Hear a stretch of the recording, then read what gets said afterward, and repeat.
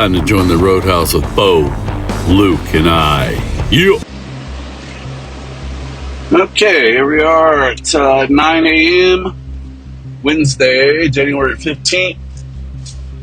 It is, temperature-wise, 35 degrees. We're at a rest area here in California on our way to that Albany, Oregon. And we got 393 miles to go. We got those plastic containers. And, yep. Just took the boys out. They're all taken care of. So it's time to rock and roll. So jump aboard, fasten your seatbelt, come on the ride with Bo, Luke, and I. Thought you might enjoy this scenery.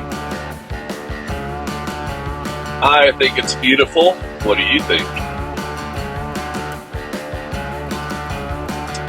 That mountain straight ahead, that's Mount Shasta. It's 11:50 a.m., 53 degrees. So check this out. So, I know this is going to be a long video, but I need you to pay attention. Listen to what this man says. All right? And wonder why he got so many votes. Because me, personally, I bust my balls. I work every day, and I do videos to try to entertain the rest of you that watch. And the ones that do, I appreciate you. But yeah, just listen to what's going on here. It's pretty wild, if you think about it. Because what has Joe Biden done? Think deep. What has he done? He's destroyed America. He's made us weak. We can't be weak. We need to be strong. We need to learn how to frickin' fight again for our families and what we need in our life. So I know it's a long video, but I hope you appreciate it. But check it out. Thank you very much. It's an honor to be with you. Many things are happening that are exciting, very exciting for our country. And we're honored to welcome one of the most respected business leaders in the Middle East, indeed the world. He's a founder and chairman of Damac Properties, Hussein Sajwani, a very respected gentleman. And I'm thrilled to announce today that Damac will be investing at least $20 billion over a very short period of time into the United States, and they may go double or even somewhat more than double that amount of money. It's a great thing, and I believe he will say that he's doing it because of the fact that he was very inspired by the election. They wouldn't do it without that election, I can tell you. A lot of people wouldn't. You saw last week where we have somebody who's going to go from $100 to $200 billion. And we have many other people, and we'll be bringing some of them out. Some of them like to do it somewhat more quietly, and some don't. And they feel so strongly about the country that they want to let people know about it. But it's an honor to have such a great investor investing in our country. The investment will support massive new data centers across the Midwest, the Sun Belt area, and also to keep America on the cutting edge of technology and artificial intelligence. He's very big into the data centers, and that's going to be a very hot item in the coming years, as you know, with AI. In particular, the first phase of the project will be in Texas, Arizona, Oklahoma, Louisiana, Ohio, Illinois, Michigan, and Indiana, those places. And Hussein, I'd love you to come up and say a few words. Thank you very much. Thank you. Thank you. Thank you, Mr. President. It's been amazing news for me and my family when he was elected in November. We've been waiting 4 years to increase our investments in U.S. to a very large amount of money. We are a company operating in more than 20 countries around the world. We have delivered more than 45,000 luxury units and another 45,000 in the pipeline. In data center, we are in 10 countries around the world, in Asia, Europe, and Middle East. And we're very, very excited now with his leadership and his open strategy and policy to encourage businesses to come to U.S. For the last 4 years, we've been waiting for this moment. And we're planning to invest $20 billion and even more than that if the opportunity in the market allow us. But at the moment, we're planning $20 billion in data center, catering for the AI and cloud business for the hyperscalers. Fantastic. Thank you, Mr. Great President. honor. Thank you very much. So nice. And that man knows what he's doing. He knows. So, Hussein, we're going to work with you and make sure everything goes smoothly. We have powers that haven't really been used in terms of environmental. If you invest over $1 billion in the United States, we're going to give expedited reviews to everybody because everyone's afraid they're going to come in and get caught in the quagmire, which is very prevalent in the United States, unfortunately, the quagmire of environmental and various other regulations and rules. And I made it a point of telling people if you invest $1 billion or more, and we'll do this for people with far less too, but we guarantee it. We're going to move them quickly through the environmental process. Sometimes people are held up 12, 13, 14, 15 years. I saw it with plants in Louisiana where I got it approved in literally a week.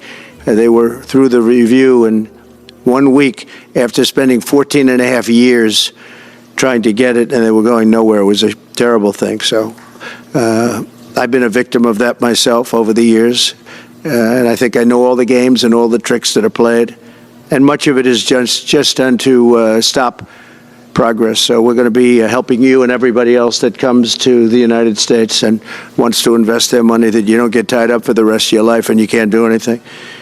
This commitment further underscores that many of the greatest business leaders on earth are seeing a very bright economic future for America since the election. As you know, a lot of positive things have happened. We are inheriting a difficult situation from the outgoing administration, and they're trying everything they can to make it more difficult. Inflation is continuing to rage, and interest rates are far too high.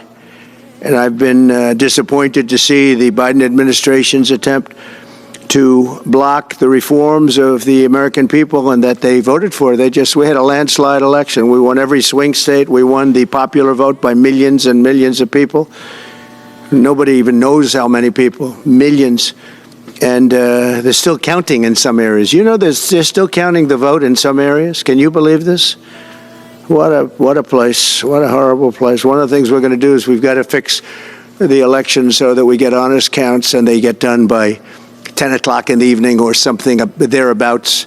They have places where they're still counting votes. President Biden's actions yesterday on offshore drilling, banning offshore drilling, will not stand. I will reverse it immediately. It'll be done immediately. And we will drill, baby, drill. And we're going to be drilling in a lot of other locations, and the energy costs are going to come way down. They'll be brought down to a very low level, and that's going to bring everything else down. That's what caused it to go up, along with the ridiculous spending on the Green New scam. All this money, trillions of dollars. It's like throwing it right out the window, what they're doing. And they're trying to spend so much now. They're just taking money and giving it to anybody that wants it for any project at all, if it's certified under the Green New scam. And they don't work, and it's too expensive. And they told me that we're going to do everything possible to make this transition to the new administration very smooth. It's not smooth because they're doing that. They're playing with the courts, as you know. They've been playing with the courts for 4 years, probably got me more votes because I got the highest number of votes ever gotten by a Republican, by far, actually, by a lot. And, we had a great election, so I guess it didn't work. But even to this day, they're playing with the courts. They have their friendly judges that like to try and make everybody happy on the Democrat side. It's called lawfare. It's called weaponization of justice, and it's happened at a level nobody's ever seen before. So many. I defeated deranged Jack Smith. He's a deranged individual. I guess he's on his way back to The Hague. And we won those cases. Those were the biggest ones. And the press made such a big deal out of them, but we did nothing wrong. We did nothing wrong on anything. And the people saw that. You know, when they vote when a Republican, it's not easy for a Republican. When the Republican wins the popular vote by millions and wins all 7 of the swing states, people said, well, he could win 4. We won all 7, and we won them by a lot. That tells you we won. That tells, and they've been watching this injustice. I call it the Injustice Department. What they've done is so bad. The whole world has watched that. And it took work, but it got me a lot of votes because when explained, I mean, we have a judge in New York who's a very crooked judge. I'm under a gag order. I can't even talk about aspects of the case that are the most vital aspects. I'm under a gag. Do you know that I'm the president-elect of the United States of America? I'm a former very successful president. We had the greatest economy in the history of our country. We had borders that were sealed and beautiful. Everything was good. We had no wars. We defeated ISIS. We had no wars. Now I'm going into a world that's burning with Russia and Ukraine, with Israel. You took a look at that attack on October 7th, the attack on Israel, with the horrible way they got out. Not the fact that they got out. I would have been out before them. But we would have been out of Afghanistan with dignity and strength as opposed to looking like a bunch of fools with 13 dead and many, many badly, horrifically injured. Nobody ever talks about them. No arms, no legs. Nobody ever talks about them. The way they got out was outrageous, leaving billions of dollars of brand new military equipment that I bought in the hands of the Afghans and specifically the Taliban. It's the group. And we were doing very well. We would have been out. We would have been respected. I think it's one of the reasons it was so badly handled, that withdrawal where people are jumping onto airplanes, falling off the sides of airplanes when they're 3,000 feet in the air. And nobody's ever seen anything like that, the worst. And because of that, I think Russia went and attacked Ukraine. When they saw that, they said, these guys are incompetent. They don't know what they're doing. But we know what we're doing now. And that's going to all end. And we have a great military. I defeated ISIS, as you know. We were in no wars. I just finished a couple. And we got also our soldiers guarding Syria and Turkey. We were in the middle. We had 5,000 soldiers. They would have been gobbled up with 2 armies. We had one army, 300,000. We had another one, 500,000 or 600,000, getting ready. We had 5,000 people in the middle. I said to a general, how do 5,000 people do in that case? And the general just looked at me and said, not well, sir, not well. And I took them out. And you know what happened? Nothing. I got criticized. I saved 5,000 lives, actually. And we did a great job, and we're going to do an even better job because now we have a tremendous amount of experience. We have people that I can rely on. But the 625 million acres, people can't realize. It's like the whole ocean. Take an acre. You know, an acre, you have a house on a half an acre, on a quarter of an acre, or an acre. If you have an acre, you have a big deal. Now you multiply that by 625 million acres. It's like, feels like the whole ocean. And that's our strength, you know. People can say we manufacture, we don't manufacture. The thing we have oil and gas more than anybody in the world. And we're going to have more of it, too. But they took away 625 million acres of offshore drilling. Nobody else does that. And they think they have it, but we'll put it back. I'm going to put it back on day one. I'm going to have it revoked on day one. We'll go immediately if we need to. I don't think we should have to go to the courts, but if we do have to go to the courts, you know, they try to be sneaky. They go in and they sign. Remember, this is a man that said he wants the transition to be smooth. Well, you don't do the kind of things. You don't have a judge working real hard to try and embarrass you. Because I did nothing wrong. By the way, I did nothing, absolutely nothing wrong. If I did something wrong, I wouldn't be standing here right now because I've won all these cases. Nobody's ever won so many cases as I have against the Justice Department. I mean, Jack Smith had cases all over the place. People were being subpoenaed, lives were being ruined. They were spending everything they had, money. We were helping them out. We had to. They were subpoenaing people that had no idea what they were even talking about. That's a sick group of people. And it was all to influence the election. It was all a fight against a political opponent. We've never had that in this country. We have had that in certain countries. We've had that in third-tier countries. We've had that in banana republics, but we've never had that in a place like the United States. I don't even know if it's been on a small level. I'm sure it has been on a small level, but this was the largest level ever. They brought this moron out of The Hague. He's a mean guy. He's a mean, nasty guy. His picture was perfect, because you look at his picture, you say, that's a bad guy with his robe, his purple robe. And he executes people. He shouldn't be allowed to execute people, because he'll execute everybody. He's a nut job. But we won all of those cases with him. And, I mean, I don't know the judge in Florida, but we had a brilliant judge in Florida that saw right through it. And we won the case. She was a brilliant judge with great courage. You know, the left, as we call them, the radical left, they have a way, they play the ref, and they play it very hard. They play the ref. They go and say horrible things about judges and prosecutors. And some judges and prosecutors say, look, the only way I'm going to get these people off my back is to give victory to them. They're playing the ref. I think it's illegal what they do. It's almost like talking. It's worse than talking to a judge. But the judge in Florida, Judge Cannon, was brilliant and tough, and she didn't stand for it. And I don't know her. And never met her until the case, and I don't believe I said even one word to her. But she was very, very strong and very, very brilliant. And her opinion was so brilliant that they dropped their appeal. They couldn't beat the appeal.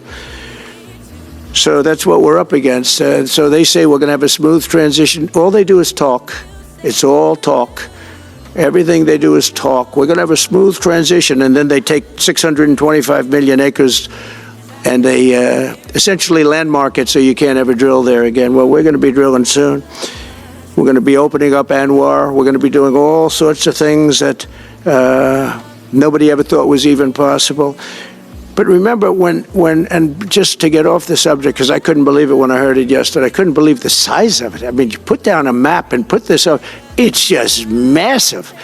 And remember that that's worth probably, I mean, I've had estimates, $40 to $50 trillion. That's more than our national debt. Essentially, he's thrown it away. He's thrown it away. He's taken $50 trillion.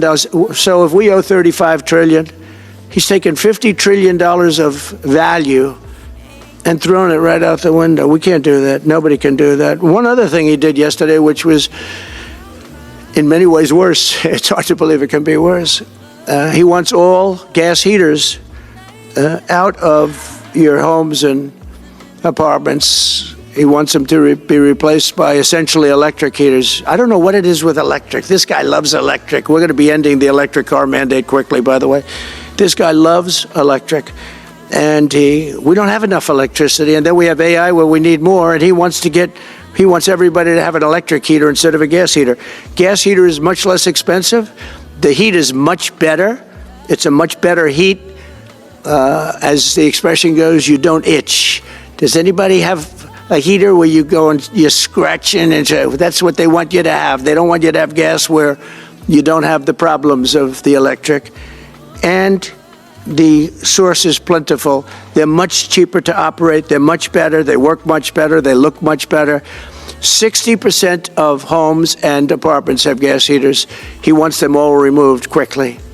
These people are crazy. There's something wrong with them. There's something wrong with them. They also want to go back, and they have already started that, to when you buy a faucet, no water comes out, because they want to preserve. Even in areas that have so much water, you don't know what to do. It's called rain. Comes down from heaven. And they want to do, no water comes out of the shower. It goes drip, drip, drip. So what happens? You're in the shower 10 times as long, you know.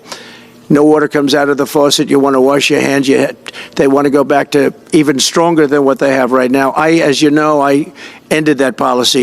You can have all the water you want. Makes no difference. It comes weird, especially in certain areas. We have so much water, we don't know what to do with it. But these are all things. They want very, very little water to go into your dishwasher, almost none. And you know what people do? They just keep pressing, keep it going. They end up using more water. Likewise, washing machines, they want in your washing machine to have very little water coming out of the washing machine. So when you wash your clothing, you have to wash it 4 times instead of once. You end up using more water. We're a party of common sense, and things that I'm telling you now is really all about common sense. On January 20th, we'll turn the economy around very quickly, because right now when I think of our economy, I think about inflation. That's what we have. We have inflation, I believe, at a level that we never had before. There's never been anything like it. And over the next 4 years, the United States is going to take off like a rocket ship. But really, it's already doing it. If you take a look, just last month, SoftBank announced the $200 billion. I think it'll be 200. He said between 100, and I said, how about making it 200? And he sort of said yes, but let's say it's 100, but it might be 200, right, Brian? Dollars, United States, creating more than 100,000 jobs. Hussein just announced a tremendous investment that he's going to make, and that's money that's in the bank. He's going to come and do it, and he'll do a great job, and he'll build the best centers in the country, I guarantee, because I know the way he builds. Since my election, the stock market has set records. The S&P 500 index has broken above 6,000 points for the first time ever, never even close. In a single month, small business optimism soared 41 points. It's not a 41. It went up 41 points. And that's the largest in the 39-year history of the group that does it. According to Gallup, the American people's confidence in the economy has just surged to the highest level in history. That's why I have a news conference like that. I take the greatest business leaders in the world. I say, hey, do you want to say you're going to invest the money? They're not looking for news conferences. They're saying, what am I doing here? They go in and they invest money. But it's good to know where the smartest business people in the world are investing, and they're investing in the United States. So we've done this all in 2 months of not being there. We haven't been there. And it's pretty amazing, and we think we're going to do some really great things.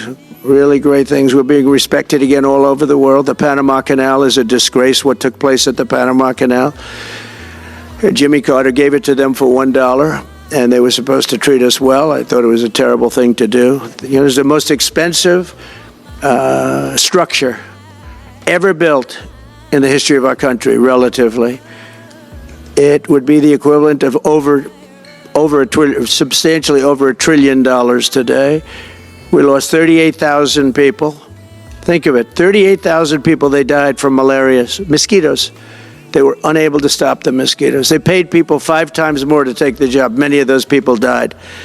We gave it away for $1. But the deal was that, they have to treat us fairly. They don't treat us fairly. They charge more for our ships than they charge for ships of other countries. They charge more for our Navy than they charge for navies of other countries. They laugh at us because they think we're stupid, but we're not stupid anymore. So the Panama Canal is under discussion with them right now. They violated every aspect of the agreement, and they morally violated it also. And they want our help because it's leaking and not in good repair. And they want us to give $3 billion to help fix it. I said, well, why don't you get the money from China? Because China's basically taken it over. China's at both ends of the Panama Canal. China's running the Panama Canal. And they come to see this Biden, this guy who should never have been allowed even to run for president. Of course, she shouldn't have either, because that never happened. It had to be 2 people, not 1. But they want $3 billion to fix the Panama Canal that's run by China and makes a lot of money, China. One of the most profitable structures ever built, because you have ships lined up back to Florida, frankly, and they just keep going through, and the numbers are staggering, $500,000 to $1 million a ship. And they took it away from us. meaning we gave it to them for $1. But not going to happen. What they've done to us, they've overcharged our ships, overcharged our Navy. And then when they need repair money, they come to the United States to put it up. We get nothing. Those days are over. Working with the Republican majorities in Congress, will cut taxes, slash regulations, raise wages, and boost incomes at a pace the world has not seen before, and certainly not from our country. We had a big chunk of it for the first 3 years prior to COVID coming in my administration. We had the greatest economy in history. We cut the most regulations in the history of our country, and I did that all in 4 years, by 4 times more than any other president cut. We did that in 4 years, and we were just getting started. We'll impose new tariffs so that the products on our stores will once again be stamped with those beautiful words, made in the USA. And we are not treated well, as you know, by Canada. Canada is subsidized to the tune of about $200 billion a year, plus other things. They don't essentially have a military. They have a very small military. They rely on our military. It's all fine, but, you know, they got to pay for that. It's very unfair. I have so many great friends. One of them is the great one, Wayne Gretzky. I said, run for prime minister, you'll win it'll take 2 seconds. But he said, well, am I going to run for prime minister or governor? You tell me. I said, I don't know, let's make it governor. I like it better. But no, something's going to have to be done. Same thing with Mexico. We have a massive deficit with Mexico, and we help Mexico a lot. They're essentially run by the cartels, and can't let that happen. Mexico's really in trouble, a lot of trouble. Very dangerous place. And we're going to be announcing at a future date pretty soon. We're going to change, because we do most of the work there and it's ours. We're going to be changing, sort of the opposite of Biden, where he's closing everything up, essentially getting rid of $50 to $60 trillion worth of assets. We're going to be changing the name of the Gulf of Mexico to the Gulf of America, which has a beautiful ring that covers a lot of territory. The Gulf of America, what a beautiful name. And it's appropriate. It's appropriate. And Mexico has to stop allowing millions of people to pour into our country. They can stop them. And we're going to put very serious tariffs on Mexico and Canada, because Canada, they come through Canada too, and the drugs that are coming through are at record numbers.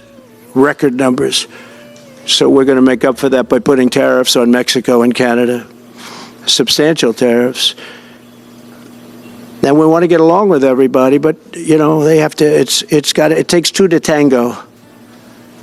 We're approaching the dawn of America's golden age. It's going to be a golden age for America. We have things that nobody else has. We have more natural resources. We have, number one, nobody knew that until I came along. I made us number one. We were number 3. I made us number one in a very short period of time in drilling. And, you know, you can talk about windmills. They litter our country. They're littered all over our country, like dropping paper, like dropping garbage in a field. And that's what happens to them, because in a period of time, they turn to garbage. Most expensive energy ever. They only work if you get subsidy. The only people that want them are the people that are getting rich off windmills, getting massive subsidies from the U.S. government. And it's the most expensive energy there is. It's many, many times more expensive than clean natural gas.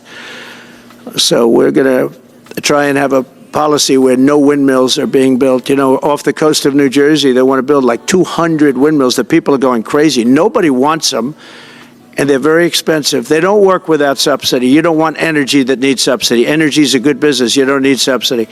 But when you build these massive towers, and they're 25 stories tall, 40 stories. They have one 70 stories tall.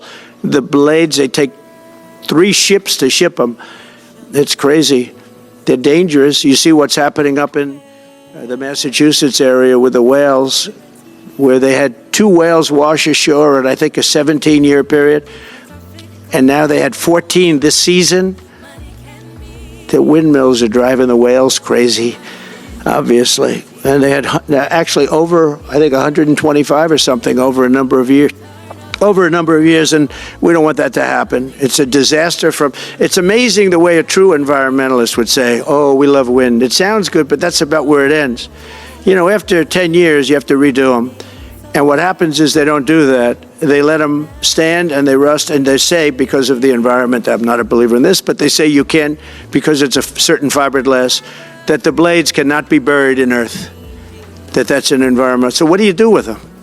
What do you do with them? And I don't know if you've ever gone to Palm Springs, California, or any of these places where you have long-term windmills standing. They're a disaster. They're rusting, rotting, closed, falling down. This is as you enter Palm Springs. And they put new ones next to them because nobody wants to take them down, because why should they take them down? It's very expensive to take them down, and you can't do anything with them because the blades, you can't bury them because of the environmental protection. We'll look at that. Doesn't make sense, but that's what they say. So we are at the beginning of a great, beautiful golden age of business. And I think we're also at a golden age of common sense, because everything I'm saying to you, from a simple water faucet that doesn't allow water to come out appropriately, to all of the other elements of what we do and what we're going to do, to take $50 to $60 trillion off our country's balance sheet because some man that has no idea what he's doing, has no idea. You know it, I know it, the Democrats know it. What they did is a crime by allowing that to happen. And I'll bet you, if you asked him today, how much acreage did you submit? Essentially, did you destroy? You destroyed the economic viability of drilling in the ocean. And with AI coming along and all, you know, a lot of people don't realize that AI is going to be a big thing, but you'll need double the electricity at least that we have right now. So right now we produce electricity for many, many different things. AI is a very big deal in terms of the future. China is already building electric facilities, big, bold electric facilities. And you know how they're being fired up? With coal. They're being fired up with coal. And we're going to build bigger and better ones. People like Hussein that are doing the same thing as he is. I'll bet they don't do it as well because I know how he does it, but they're doing a lot of things. The problem is they can't get their permits because I say build the plant with the building. So with the structure, build the plant, because if you go into the grids are old. So they said, that's a great idea. In other words, build your electric facility alongside of your plant. And you could have extra output if you want, because once you build it, you can make it larger pretty inexpensively. You could have extra output, which you'll sell to the public, but build it with the plant, and people are loving that idea.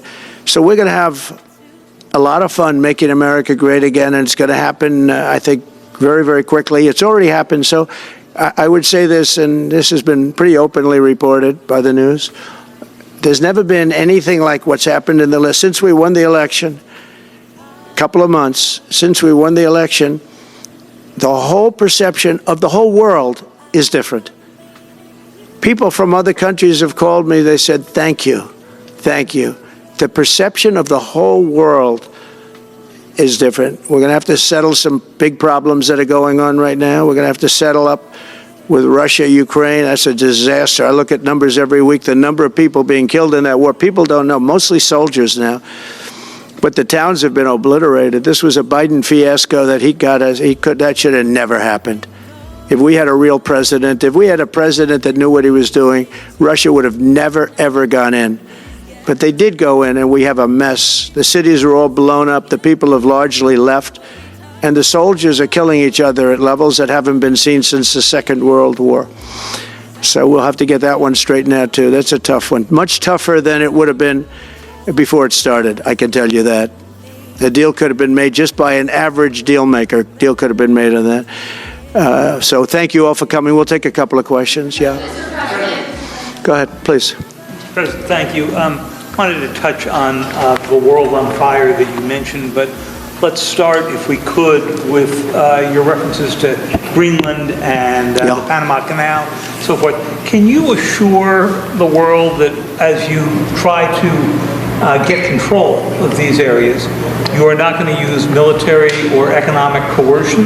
No. And can you tell us a little bit about what your plan is? Are you going to negotiate a new treaty? Are you going to ask the Canadians to hold a vote? What is the strategy? Yeah, I can't assure you, you're talking about Panama and Greenland. No, I can't assure you on either of those two. But I can say this, we need them for economic security. The Panama Canal was built for our military. I'm not going to commit to that now. It might be that you'll have to do something. Look, the Panama Canal is vital to our country. It's being operated by China. China. And we gave the Panama Canal to Panama. We didn't give it to China. And they've abused it. They've abused that gift. It should have never been made, by the way. Giving the Panama Canal is why Jimmy Carter lost the election, in my opinion, more so maybe than the hostages. The hostages were a big deal. But if you remember, and nobody wants to talk about the Panama Canal now because, it's inappropriate, I guess, but because it's a bad part of the Carter legacy. But he was a good man. Look, he was a good man. I knew him a little bit, and he was a very fine person, but that was a big mistake. Giving the Panama Canal to Panama was a very big mistake. We lost 38,000 people. It cost us the equivalent of $1 trillion, maybe more than that. Probably the most expensive, they say it was the most expensive structure, if we call it a structure, which I guess you can, ever built. And giving that away was a horrible thing. And I believe that's why Jimmy Carter lost the election, even more so than the hostages. Those two things. If I could just follow up on Ukraine and Iran, the two negotiations you'll be heading into. On Ukraine, you said just before it's a lot more complicated now. Much more complicated. Do you believe... Because it would have never started. Right, but it has started. Well, not only started, the cities are largely knocked down. So you've got what you've got. At this point, to hold on to leverage in dealing with President Putin, would you make a commitment to the Ukrainians that you will keep supporting them during the negotiations? Well, I wouldn't tell you if that were the case. Would you make a commitment to provide a security guarantee if they do enter into an armistice or a ceasefire along the lines that the French and the Germans? So, a big part of the problem was Russia for many, many years, long before Putin said you could never have NATO involved with Ukraine. Now, they've said that. That's been written in stone. And somewhere along the line, Biden said, no, they should be able to join NATO. Well, then Russia has somebody right on their doorstep, and I could understand their feeling about that. But there were a lot of mistakes made in that negotiation. And when I heard the way that Biden was negotiating, I said, you're going to end up in a war. And it turned out to be a very bad war. And it could escalate. That war could escalate to be much worse than it is right now. They can never join NATO. Well, my view is that it was always understood. In fact, I believe that they had a deal, and then Biden broke it. They had a deal which would have been a satisfactory deal to Ukraine and everybody else, but that Biden said, no, you have to be able to join NATO. And that's always been, and nobody knows more about NATO than I. Years ago when I first started this, I didn't know too much about NATO, but I got it right anyway. I said they're taking advantage. I'm the one that got, and the Secretary General was here, as you know, 2 weeks ago, saying that if it weren't for me, NATO wouldn't even exist right now, because I raised from countries that weren't paying their bills. At that time, 28 countries, 20 of them were not paying their bills, 21 to be exact. They weren't paying, or they were paying a very small portion. And I raised over $680 billion. That was the number he gave, by saying, if you don't pay, we're not going to protect you. And as soon as I said that, the money came pouring in. But Obama could have said it. Other people could have said it. Bush could have said it. Nobody said it but me. I took a lot of heat. They said, oh, that's a threatening statement. Well, they weren't paying their bills. I said, we're not going to protect you if you're not paying the bills. So, in a true sense, I saved NATO, but NATO's taken advantage of us. And one of the problems that I have, and I've said it openly, I said it to President Zelensky, Europe is in for a tiny fraction of the money that we're in. Now, whether you like that situation or not, Europe is much more affected than the United States. We have a thing called the ocean in between us, right? Why are we in for billions and billions of dollars more money than Europe? And they're a similar size, a little smaller, but they're a similar size economy as the United States when you add them up. And yet Europe is in for a a small fraction of the number the United States is in. Now, Biden could have called them up during the term. That's what I did. I said, you have to pay your bills. And they all, one stood up. I won't say who. You'll probably have it because the papers, the media hated to report on it. But a prime minister stood up from a country, you know, a famous meeting of 28 nations with no press, no anybody in the room. He stood up. He says, does that mean if we don't pay our bill, and at that point it was 2%, it should be 5%. It should be 5%, not 2%. But at that point it was 2%, but many people didn't pay. Some people didn't pay anything. But many people were way, including Germany. Germany was at less than 1%. You're going to press for 5% for... Well, I think NATO should have 5%, yeah. You don't want Ukraine to... Well, you can't do it at 2%. I mean, at 2%, every country, if you're going to have a country in a regular military, you're at 4%. I think they should be, you know, they're in dangerous territory. I think it should be, they can all afford it, but they should be at 5%, not 2%. I'm the one that got them to pay 2%. But a gentleman stood up, a prime minister stood up, and he said to me, sir, could I ask you a question? You're saying we have to pay our bills. If we don't pay our bills, will the United States protect us from Russia? I said, if you don't pay, you mean you're delinquent? He said, yes. He said, if you're delinquent, we will not protect you. I took a lot of heat. Although it was somewhat closed door, I took a lot of heat from the media. And you know what happened? The money started pouring in.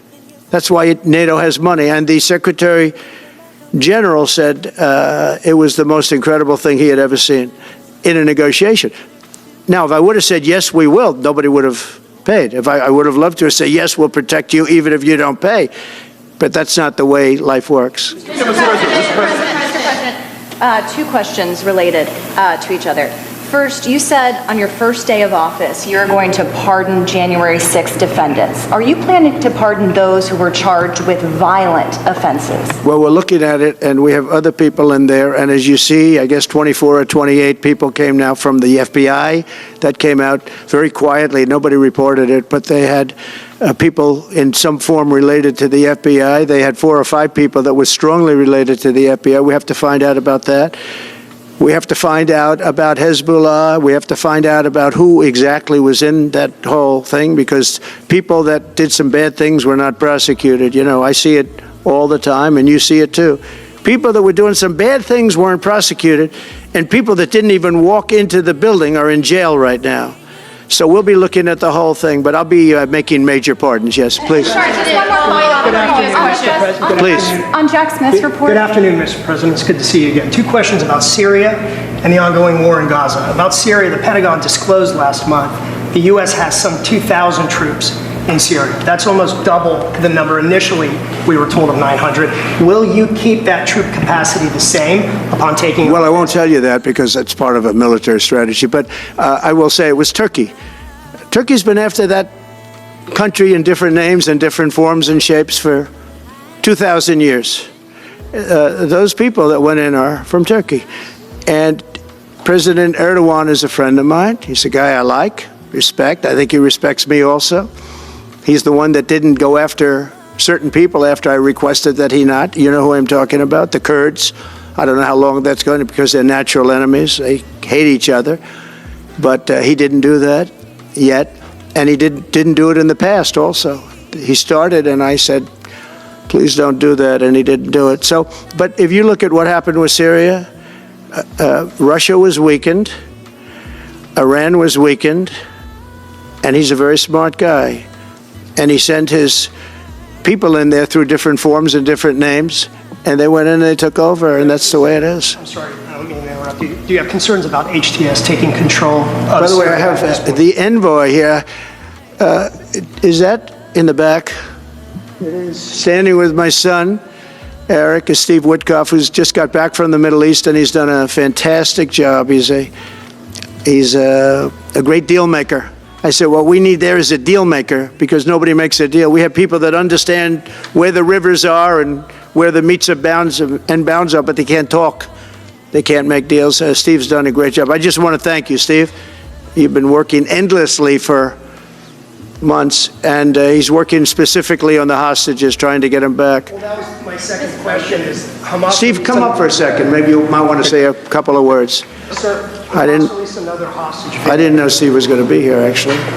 Neither did I. He's done a fantastic job, and it's a dangerous job, too, and we appreciate it.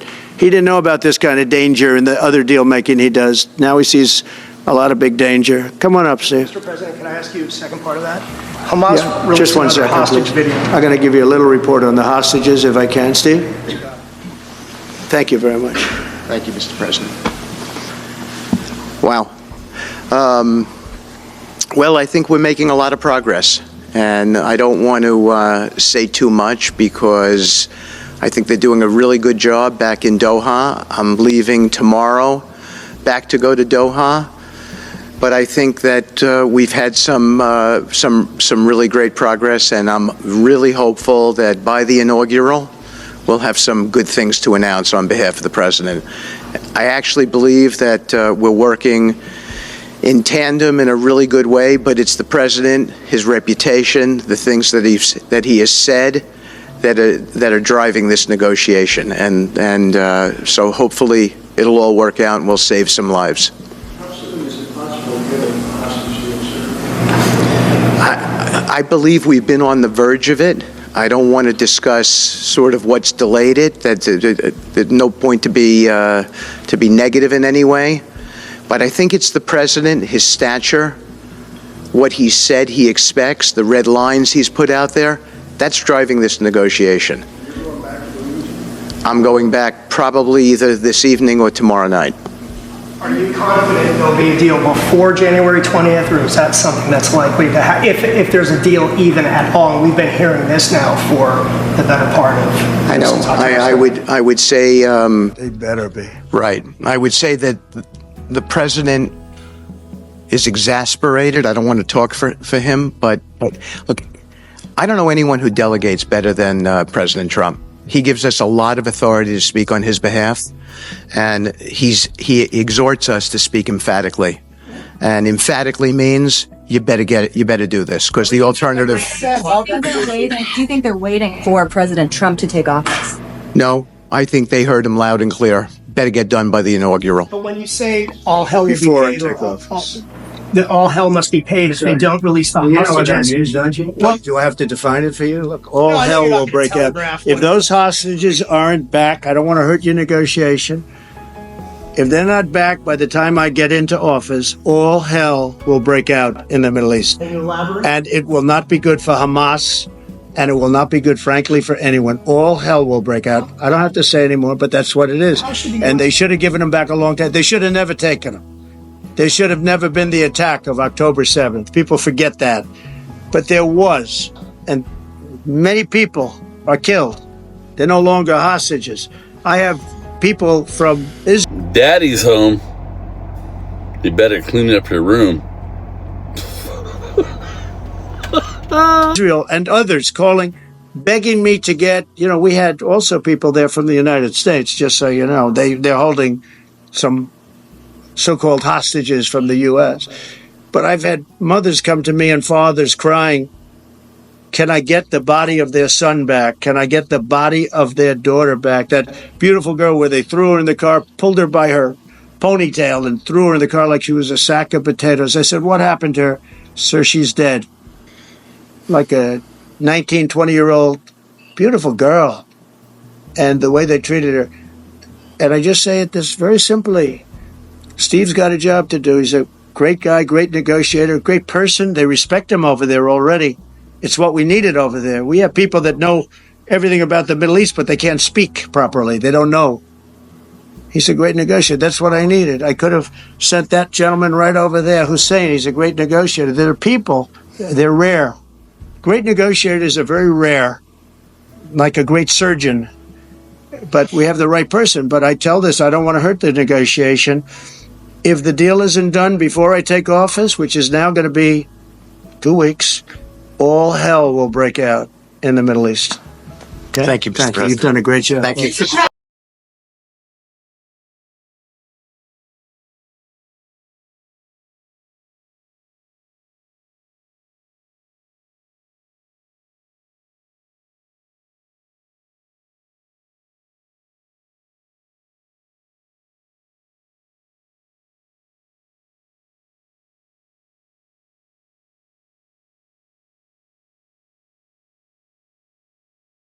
has now been confirmed here at Fox News. A ceasefire deal has been reached between Israel and Hamas after 15 months of war and the taking of those hostages, many from different countries, but certainly America on that list.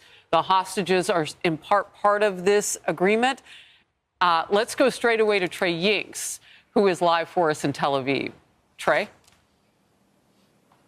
Yeah, Harris, this is breaking news right now. According to a source familiar with the ongoing talks, a ceasefire deal has been reached between Israel and Hamas. I do want to just read to you what this source just sent. Quote, Gaza ceasefire and hostage release deal reached following the Qataris meeting with Hamas negotiators for a final push following last-minute additions by the group.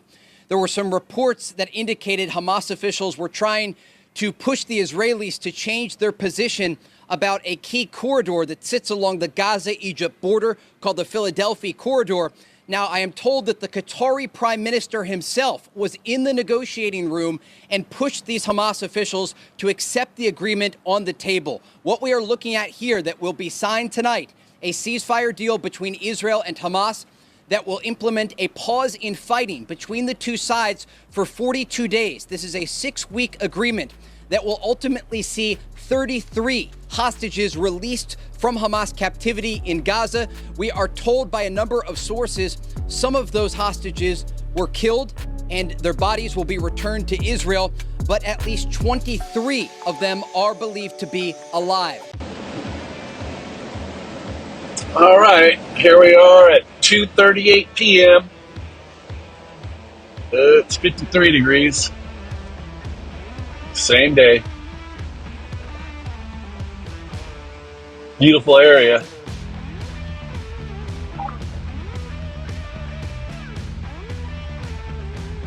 We're coming into Redding, California.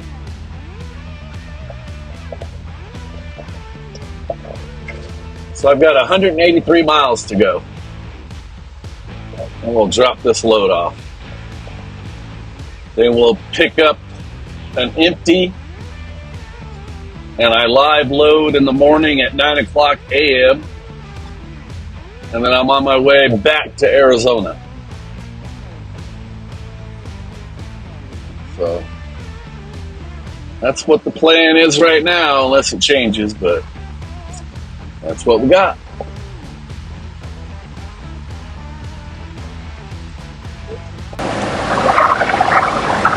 That's some crazy looking fog, right? It's like blanketing over the mountain. Yeah, look at that. That's trippy.